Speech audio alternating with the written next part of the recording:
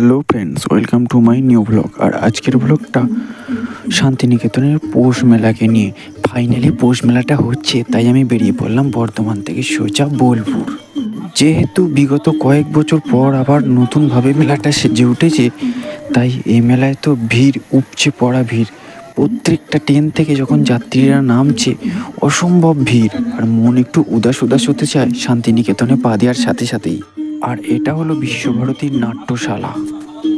ঢোকার অনুমতি না থাকলেও বাইরে থেকে দৃশ্যটা সত্যি উপভোগ করার মতো। যেহেতু এটা শান্তিনিকেতন, সেখানে শান্তির ছোঁয়া থাকবে এটা তো ভাবাই যায়। আর আমার পেছনে যে মূর্তিটা, এই মূর্তিটা তো আমরা সহজ পাটেও দেখতে পাবে, কারণ এটা মানুষ যতই ব্যস্ত হয়ে পড়ুক, মানুষ যতই বিলাসবহুল হয়ে পড়ুক, রবীন্দ্রনাথের শান্তিনিকেতন এটা একটা সত্যি সমস্ত বাঙালির কাছে অন্য এক মাত্রা এনে দেয়। শান্তিনিকেতনের ছোট ছোট স্থাপত্য, শিল্প, কলা, সমস্ত কিছু সারা ভারতবর্ষের কাছে এটা একটা চরম এবং অন্যতম নিদর্শন। আর শান্তিনিকেতন থাকবে, সেখানে থাকবে শালবন, থাকবে না এটা তো হয় না, শালবন তো থাকবেই। তারপর থাকবে সোনাঝুরির হাট, যেটা একটা শান্তিনিকেতনকে অন্য মাত্রা দিয়ে সাজিয়ে তোলে।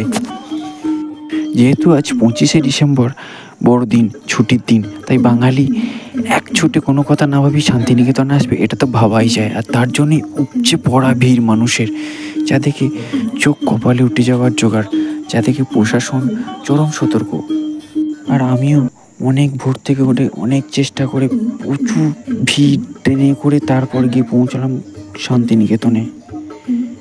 হ্যাঁ, সেই রোদ ছেটানো শান্তিনিকেতনে শুনশান গাছের নিচে। এই গাছগুলোই রবীন্দ্রনাথের নাকি চরম স্মৃতির কিছু মুহূর্ত, যেগুলো মনে পড়িয়ে দেয়। আসলে রবীন্দ্রনাথ তো শুধু আমাদের নয়, রবীন্দ্রনাথ হলো সারা বিশ্বের বিশ্বকবি, আমাদের সকলের কবিগুরু, সকল বাঙালির এক অন্যরকম মনের প্রাণের মানুষ রবীন্দ্রনাথ ঠাকুর। আর তার স্থানে এসে, যদিও বন্ধ থাকায় মানুষের মনে একটু আকাঙ্ক্ষা থাকলেও, মানুষ দূর থেকে সে দৃশ্য উপভোগ করছে খুব সুন্দরভাবে।